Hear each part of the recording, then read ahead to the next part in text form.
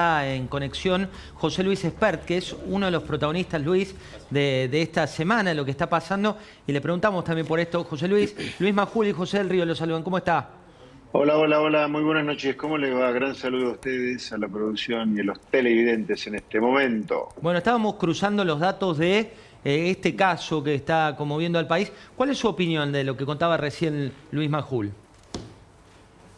Bueno, tres cosas completamente desconectadas entre sí, yo creo que no hay que mezclarlas. La primera es mi condena absoluta a todo tipo de violencia y mucho más la violencia de género y muchísimo más agravada por el vínculo y por tener un hijo esta chica, no hablo de Fabiola Yáñez. En segundo lugar, la verdad que Fabiola Yáñez tuvo una oportunidad histórica cuando ella dice que ahora sí puede hablar para pedirle perdón a los argentinos. Y repito, debería haberle pedido perdón a los argentinos, la señora Yáñez, porque mientras ella disfrutaba de las mieles de un marido que violaba la cuarentena que él mismo había decretado, haciendo entrar a su peluquero, su estilista, su profesor de gimnasia, aquella gente se fundía, no podía trabajar, te iniciaban causas penales si querías trabajar, no podías salir, los chicos volvían a tartamudear porque estaban encerrados, los adolescentes entraban en depresión, la gente se moría como consecuencia que esta basura que es Alberto Fernández no vacunaba de manera adecuada, no testeaba de manera peor todavía. Y en tercer lugar, no le permitamos al kirchnerismo, que es una basura, despegarse de la basura de Alberto Fernández. Cristina lo designó a Alberto Fernández como candidato a presidente, todos lo apoyaron, todos lo votaron, hubo debates presidenciales, hubo pogó para Alberto Fernández de parte de todos los que ahora lo están condenando. Digo esto porque esto lo incluye al gobernador de la provincia de Buenos Aires, Axel Kicillof, que se despega de Alberto Fernández porque está choqueado con lo que vio, pero lo banca a Espinosa, acusado de abuso sexual, que está procesado por ese delito y no lo condena. Ya debería haber renunciado directamente Espinosa. Como mínimo, está en licencia en el ejercicio de la intendencia de su distrito. Luis. José Luis Espert, es político esto, porque parece cuestiones personales, pero es político también, ¿no? Yo no me atrevería a decir que todo el kirchnerismo es así, pero hay algo sistemático que es la negación de este tipo de cosas. Porque si hubieran salido los dirigentes del kirchnerismo diciendo esto es una porquería y hay que plantarse, pero yo veo que se esconden, van con uno y no con otro. A ver, Alberto sí porque ahora está en la lona, José Alperovich más o menos, porque no sé qué tipo de acuerdos tenían. Fernando Espinosa no, y a ver hasta dónde llegamos con esto. Hay algo que es político y yo creo que incluso desilusiona a su militancia más, que siguió honestamente porque creía en las ideas o porque no tenía ningún negocio, a las banderas que levantaba el kirchnerismo o el peronismo o lo que fuese, ¿no? En este contexto.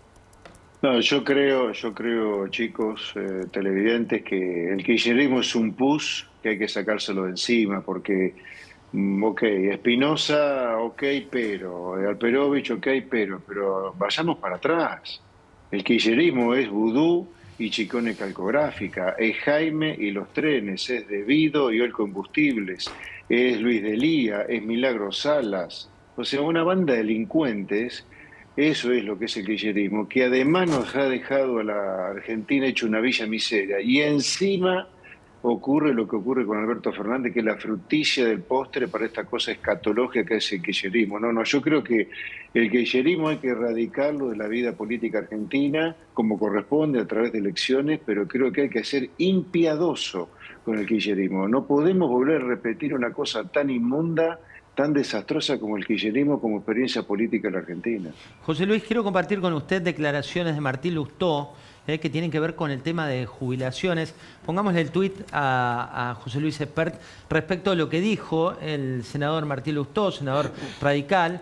Decían que no había plata y que el ajuste lo iba a pagar la casta, pero hay plata para aviones de guerra, hay plata para bajar impuestos a los ricos, hay plata para los viajes privados del presidente, hay plata para el blanqueo de los evasores seriales, hay plata para darle 100.000 millones a la CIDE, irresponsabilidad fiscal o prioridades diferentes. ¿Qué le responde, Espert?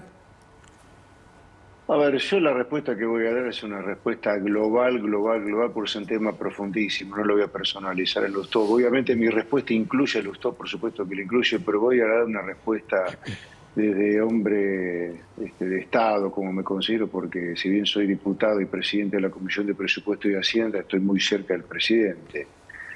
A ver, con respecto al tema jubilatorio, con respecto a la fórmula de movilidad. El sistema jubilatorio está completamente quebrado. Por lo tanto, hasta que no salga de la quiebra el sistema jubilatorio, siempre le va a pegar miserias a los jubilados.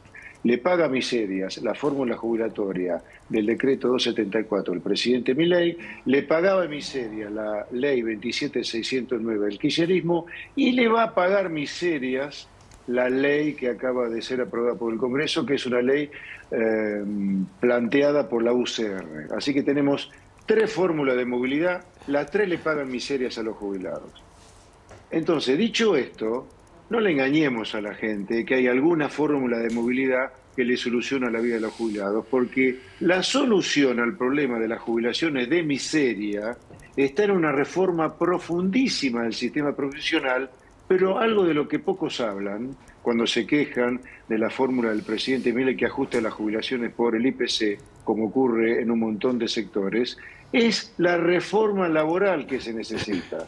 Si a mí me trajeran los mismos gastos previsionales que trae la fórmula del radicalismo, con su financiamiento y una reforma laboral, yo me pongo a discutirla, pero así presentada como una suerte de Papá Noel ensamblado en la salada, donde revolían 10.000 millones de dólares como si sobraran, pero por el amor de Dios es poco serio. La reforma laboral requiere bajar costos laborales, descentralizar la negociación colectiva y democratizar los sindicatos. Esa es la reforma laboral que hay que hacer. Además, si me van a traer de nuevo 10.000 millones de dólares de más gasto previsional, como plantea la fórmula del radicalismo, que es la que sancionó el Congreso, decime de dónde salen los recursos, porque este es el otro argumento para estar en contra de esto, además de que no hace hincapié en la reforma laboral, que es la condición necesaria para que las jubilaciones dejen de ser miserables, que es ¿de dónde sale la plata? ¿De dónde sale la plata? Yo lo recuerdo a los que dicen del decreto de la CIDE. El decreto de la CIDE son 70 millones de dólares contra 10.000 millones de dólares que cuesta la ley que acaba de aprobar irresponsablemente el Congreso. Expert, Milei ya anunció que la iba a vetar, pero aparecieron en esta propuesta ruidos con diputados y senadores del PRO que acompañaron de distintas maneras. Y algún ruido que parece haber entre el presidente Macri y el expresidente Milei. ¿Cuál es su mirada sobre esto? No, el presidente Milei y el expresidente Macri. El expresidente Macri, y al revés era, ¿no? El expresidente Macri y el presidente Javier Milei. A ver, sobre los ruidos estos no puedo opinar, pero no solo adentro del PRO, sino entre el presidente Milei y el expresidente Macri. Lo que digo es, vuelvo a insistir en que el sistema jubilatorio está totalmente quebrado y no le vamos a mentir del gobierno del presidente Milei a los jubilados. Hoy a los jubilados le damos el ajuste de sus jubilaciones por la inflación para mantener el poder adquisitivo de los saberes, y mientras vamos pensando una reforma previsional y una reforma laboral para que los jubilados dejen de cobrar miseria. Los jubilados van a seguir cobrando miserias mientras no haya una reforma laboral. Entonces, y a esto le agrego la irresponsabilidad del proyecto. Pero perdón, hay una reforma laboral, hay una reforma laboral que no es la mejor del mundo, pero que falta promulgarse, ¿no? No. La reforma laboral la reforma laboral de la ley bases ya está promulgada. La finalización de las multas, la creación del periodo de cese y la extensión del periodo de prueba. Cuando hablo de reforma laboral, hablo del adicional de reforma laboral que falta a estas 3 reformas que están en la ley bases, que es la baja de los costos laborales, la descentralización de la negociación colectiva, la renovación, o sea, la democratización interna de los sindicatos y podría agregarle más todavía. Por ejemplo, que los mandatos de los secretarios generales sea finito y no infinito como hoy, que sea como el del presidente, 4 años con derecho a reelección de uno. Y además, otra cosa muy importante, hay una ley vigente, que es la Ley de Administración Financiera, que en el artículo 38 dice, una ley vigente hace 30 años, que dice que si usted va a sancionar una ley que aumenta el gasto público por encima del presupuesto, y hoy hay presupuesto prorrogado por decreto, pero lo hay, si usted va a aumentar el gasto público por ley, por encima de lo que fija el presupuesto que existe, usted tiene que proveer el financiamiento. Esta ley irresponsablemente no dice cómo se van a financiar 10.000 millones de dólares, no 70 millones de dólares como el decreto para la SIGA. Así que me parece absolutamente irresponsable. Acá a mí no me engaña nadie. José Luis. Acá la política está yendo por derrumbar el pilar fundamental del programa económico, que es el déficit cero, y eso no lo vamos a permitir, no porque estemos enamorados del déficit cero, sino porque el déficit cero es central para terminar con la inflación que hace pelota a los salarios de los trabajadores, los jubilados y a los beneficiarios de planes. Luis, sé que tenés una cita muy importante, así que te libero. No, a José Luis no, a Luis Majul, que tiene un programa personal que me avisó de antemano. Gracias, Luis, por haberte quedado. Enorme placer, como diría Paulino Rodríguez. José Luis, sigo Gracias. con... Chao, chao. Usted no se vaya, José Luis. No, acá me quedo firme bueno. como rulo estatua, que no tengo rulo. Bueno, tengo más preguntas para hacerle. Y hoy en declaraciones radiales habló de la edad jubilatoria, de mover la edad o analizar el tema de la edad jubilatoria. ¿Es algo que lo tienen en carpeta? Mira, vuelvo a la respuesta te la voy a dar dentro del contexto anterior. Acá, para que los jubilados cobren jubilaciones no miserables, o sea, razonables, entre las muchas cosas que hay que hacer es una reforma laboral y una reforma previsional. La reforma previsional tiene que incluir el aumento de la jubilatoria, pero obviamente es de sentido común. Si la esperanza de vida ha crecido y vivimos hasta bastante más años, gracias a Dios, de lo que antes se vivía, o sea, nuestra edad pasiva se extendió, nuestro tiempo de jubilados aumentó, obviamente que va a haber que aumentar la edad jubilatoria para que el sistema cierre. Esto para poder pagar jubilaciones no miserables. El que te diga lo contrario te está mintiendo. Otra reforma que hay que hacer dentro de la mega reforma previsional, además de la reforma laboral, tenemos cerca de 40 cajas a nivel país, distintas, que militares, que médicos, esto, que el otro.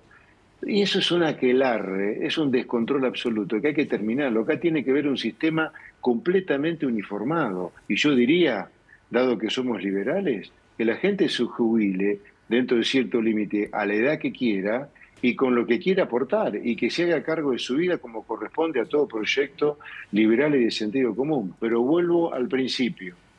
No hay solución a las jubilaciones miserables que hoy el sistema paga y va a seguir pagando hasta que no haya una reforma laboral y no haya una reforma previsional. Y sobre la reforma laboral me quiero detener en algo. La reforma laboral es crítica, además de todo lo que dijimos, para reducir el trabajo en negro. El trabajo en negro, además de ser precarizado, sin ningún derecho para los trabajadores, salvo un salario miserable, es crítico para poder generar más recursos al ANSES para que el ANSES pueda pagar más jubilaciones. Hoy tenemos 8 millones de trabajadores trabajando en enero que no aportan nada. 8 millones. Podrías generar jubilaciones mucho más razonables de las que tenés hoy si disminuyeras drásticamente el trabajo en negro. Ahora ahí, los que se oponen a la reforma laboral para pagarle buenas jubilaciones a los jubilados son los malditos sindigarcas que tenemos. Los jubilados tienen que tener claro que su enemigo son los sindigarcas que manejan los sindicatos en Argentina. José Luis, la saludo a Mariel Di Lenarda y le doy la bienvenida con una pregunta. Mariel, bienvenida. ¿Cómo va? Buenas noches. Diputado, le quería consultar sobre la diputada Lourdes Arrieta. Yo tenía entendido que el martes la decisión del Bloque de la Libertad Avanza era despedirla, echarla por el episodio que tuvo, que todos ya conocemos y que trascendió incluso con una denuncia penal hacia Martín Menem y demás. Pero mencionaron también hace algunos minutos, empezó a circular como que ya la habían echado. ¿Usted sabe algo de esto? Y fuera de la confirmación o no, si le parece correcto que la saquen del bloque. No tengo esa información. No tengo información. Y si se discute la continuidad o no de la diputada Arrieta, será en el contexto de la discusión del bloque, cuando se reúna el bloque para discutir un montón de otros temas, además de este tema, si es que estuviera en la orden del día, pero no le puedo dar ninguna información. A los hechos de lo que vino ocurriendo, ¿usted cree o considera que deberían, bueno, correrla del bloque, echarla directamente? ¿Qué le parece? Por su experiencia, digo. A ver, yo lo que sí tengo claro es que el diputado Mayoraz, que ha sido apuntada por la diputada Arrieta, es un hombre de bien, es un diputado correctísimo, que nunca se ha dirigido hacia ningún miembro del bloque de manera irrespetuosa. Eso es lo que le puedo decir de manera categórica ahora, que es como me gusta opinar a mí. Más allá de eso, no quisiera opinar. José Luis, lo saludo a Matías Moreno y le doy la bienvenida con una pregunta. Mati. ¿Cómo andás, José? José Luis. Hola. ¿Qué tal? El presidente dijo hace poco que le gustaría que fuera su candidato a diputado nacional en la provincia de Buenos Aires el año próximo. ¿Lo volviste a hablar con él o lo hablaste con los armadores de la Libertad Avanza en Buenos Aires? Y si crees que debe haber una confluencia entre PRO y la Libertad Avanza en las próximas elecciones. Mira, a ver, hablemos de cosas que son bien ciertas, te diría. Mi mandato como diputado finaliza en diciembre del año que viene, porque yo ingresé a la Cámara en diciembre de 2021. Mi deseo es seguir trabajando en la Cámara de Diputados, así que voy a trabajar para ser reelegido como diputado durante el año que viene. ¿En qué lugar? Se verá, estoy a disposición del presidente, lo que él decida. Y sobre la confluencia, yo creo que la confluencia es crítica con el PRO. Estamos hablando por lo menos en una inteligencia o un acuerdo electoral para el año que viene, porque yo creo que la gente, por un lado, está esperando que el no kirchnerismo vaya todo junto para empezar a derrotar el kirchnerismo el año que viene en las elecciones y desalojarlo del poder en el 27 cuando haya elecciones ejecutivas en la provincia de Buenos Aires. Y además creo que es necesario que eso ocurra porque es crítico sacar al kirchnerismo en el 27 de ahí y la gente no perdonaría el error que se cometió el año pasado en ir separados o la interna que hubo adentro de Juntos por el Cambio. Así yo te diría, el trabajo, la idea del presidente es, y mía también, es de confluir con el PRO. ¿En qué lugar será donde decía el presidente? José Luis, la saludo a Camila Dolabjian y la sumo con una pregunta. Bienvenida, Camila. Buenas, José Luis. ¿Qué tal, Camila? Buenas noches. Buenas noches. ¿Cree como Milei que Macri no controla la tropa? No voy a opinar de algo que no conozco. ¿Como diputado no lo ve? No, a ver, como diputado vi el bloque de diputados del PRO trabajando muy bien con nosotros y votando en contra de otra fórmula de movilidad distinta a la fijada por el presidente Miller en su decreto de necesidad de urgencia 274, que es absolutamente irresponsable y absolutamente infinanciable. Son 10.000 millones de dólares que cuesta la fórmula jubilatoria que el Congreso acaba de sancionar y no ha dicho de dónde lo va a sacar a los 10.000 millones de dólares. Así que yo puedo hablar por el bloque de diputados del PRO que trabajó con nosotros a conciencia de este enorme costo, enorme irresponsabilidad de parte de los que levantaron la mano para que este proyecto de radicalismo se ley. José Luis, voy a mostrarle declaraciones del presidente de la Nación. Esta mañana aquí, en una entrevista que le hizo Antonio Laje en La Nación Más, vemos un breve fragmento de lo que le dijo, en este caso, el presidente, que fue en un contexto en el cual se habló mucho de la reunión, ¿no? Esa reunión de la cual usted participó. De la de anoche. Exacto. Que había sido convocada por otro tema, que era el Pacto de Mayo. Esto fue lo que dijo el presidente de la Nación. El veto va a ser completo, va a ser total. ¿Y qué pasa si el Senado, como también se está hablando, tanto en diputados como en senadores, se aprobó con holgura la ley? ¿Qué pasa si reafirman la votación y queda convertido en ley este proyecto? ¿De dónde sale el dinero? En principio lo que hay que tener en cuenta es el error conceptual y perjudicial que es esto para los argentinos, la sanción de esta ley, ¿no? Si usted me permite, yo le voy a dar los 4 elementos por los cuales nosotros hemos decidido vetar y que nos parece una irresponsabilidad por parte del Congreso hacer algo así, que estaría condenando a los argentinos de cara al futuro sin remedio, ¿no? Este es un capítulo de la mañana de hoy, pero hace instantes el presidente de la Nación, Javier Milei, también se refirió a otra cuestión que tiene que ver con la política explícita. Quiero compartir con usted estas declaraciones que fueron muy recientes, hace minutos, en el marco de un acto, una reunión que participó el presidente, y la vemos. En instantes la escuchamos. Bueno, habló de la reelección, de los próximos 4 años, de llegar al mandato y también de esta cuestión que la política va contra ellos. ¿Ustedes creen que es la política contra el modelo de Milei o básicamente que hay un reclamo justo por los jubilados? A ver, vuelvo a decirles, todos los que tenemos alguna sensibilidad, todos los que queremos el bien del país, tenemos que querer el bien de los jubilados.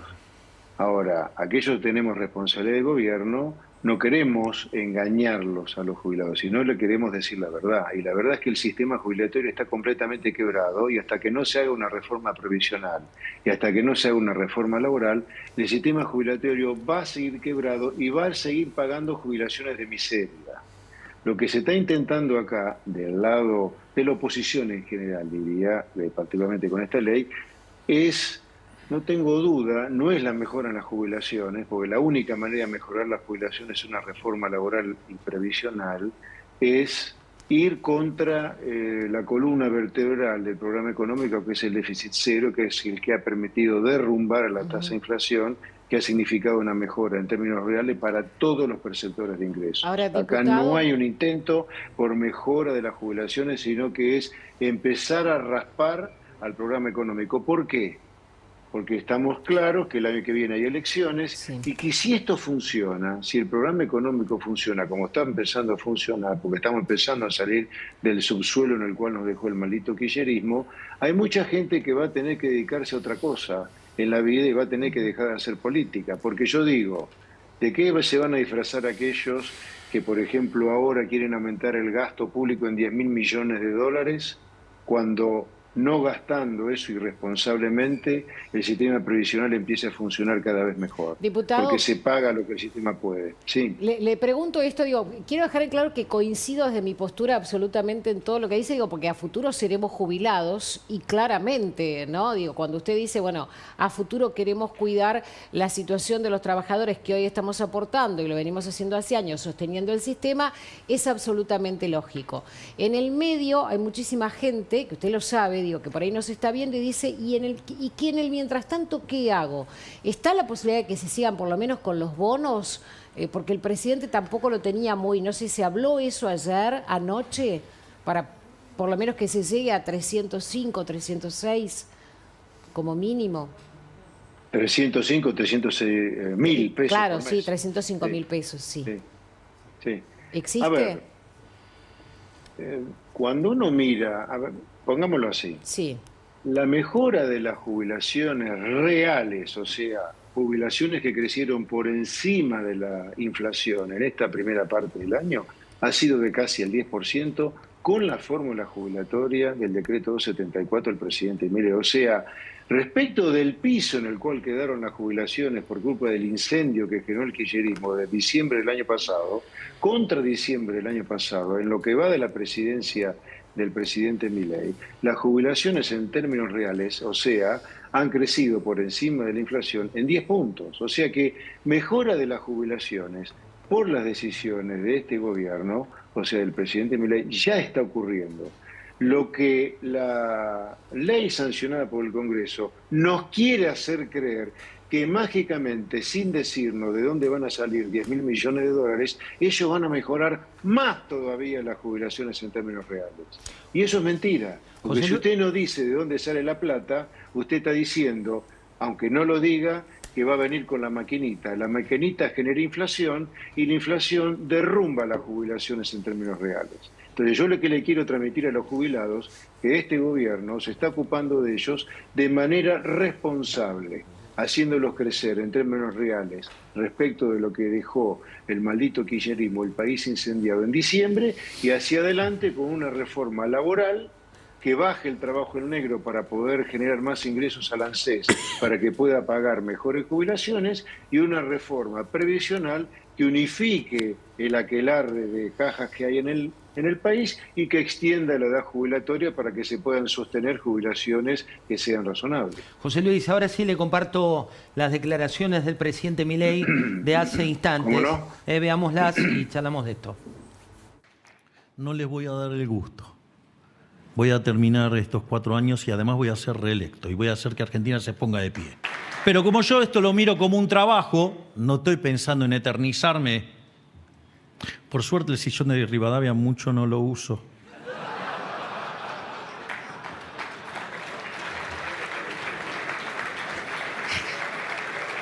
No se me pegan costumbres raras. ¿Qué opina de esto que dijo el presidente? A ver, la primera cosa sobre su reelección, bueno, está en todo su derecho de ser reelecto y yo diría que si el programa sigue funcionando hacia adelante como está funcionando hasta ahora, va a tener enormes chances de ser reelecto si él decide presentarse a la reelección. Ojalá que así sea, ojalá que se presente a la reelección. Yo creo que pues, está haciendo una gran tarea y puede hacer una mejor tarea en una segunda presidencia. ¿Y la otra cuál era? No, ¿y la otra? ¿Raras? Sí, exacto. Bueno, Javier es una persona, bueno, es amigo, el presidente mío, es una persona que tiene decoro para llevar la banda presidencial, a diferencia del impresentable Alberto Fernández, que nos ha escupido en la cara a todos los argentinos, transformando a la Casa Rosada y Olivos en un verdadero puticlub. Afortunadamente tenemos un presidente que hace honor al ser presidente de la Nación, honrando los símbolos patrios que yo creo que Olivos y la Casa Rosada lo son también, aunque no lo sean formalmente. Esto también dijo el presidente Milei hace instantes, veámoslo. Digamos que me han contratado por 4 años, digamos, salvo que a algún golpista se le ocurra algo distinto, o digamos, o que la casta del Poder Legislativo nos niegue fondos, digamos, para hacer tareas de inteligencia. Y un país que recibió 2 atentados y siendo amenazado por uno de los países que cometió esos atentados, digamos, o sea, voy a tener que confiar un poco más en la fuerza del cielo para que no me pase nada. Pero dicho sea de paso, que si me pasa algo es responsabilidad de ellos. Sobre todo, digamos, cuando armaron la bicameral poniendo a un kirchnerista de closet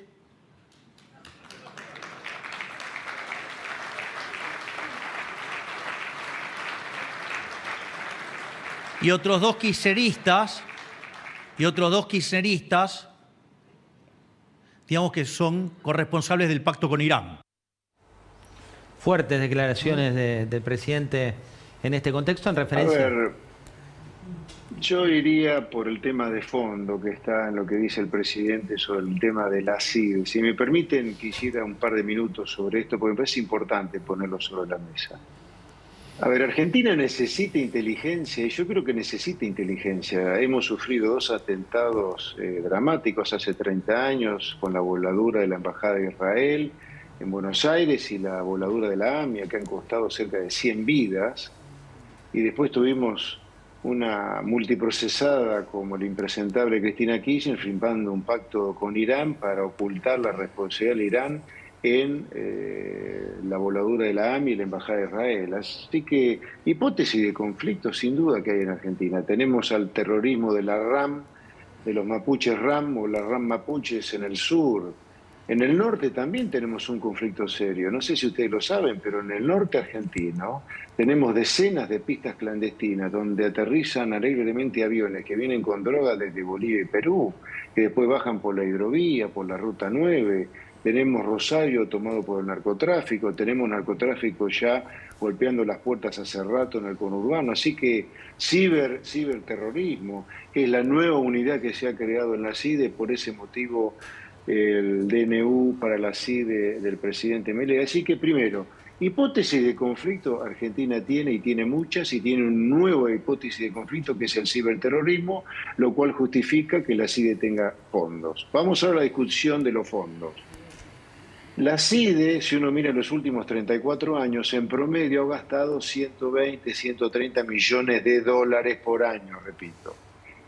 La CIDE que dejó Alberto Fernández era una CIDE sin plata, sin nada, no había ninguna inteligencia, ninguna. 50 millones de dólares terminó gastando la CIDE de Alberto Fernández. La idea nuestra, la idea del gobierno del presidente Milei es que la CIDE vuelva a ser una CIDE que haga inteligencia para protegernos de atentados de distinto tipo como los que me conté recién.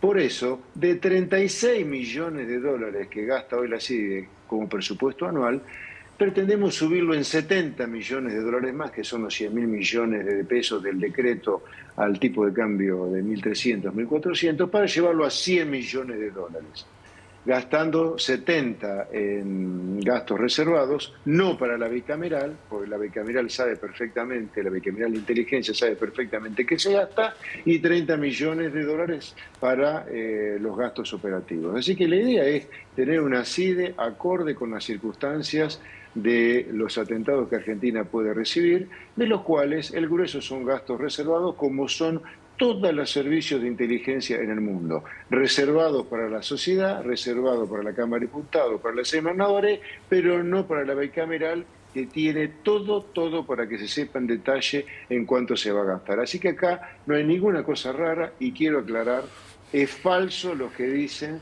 que el 80% de los fondos asignados por el DNU de Milei, 100.000 millones de pesos, 80% son 80.000 millones de pesos, ya se han gastado.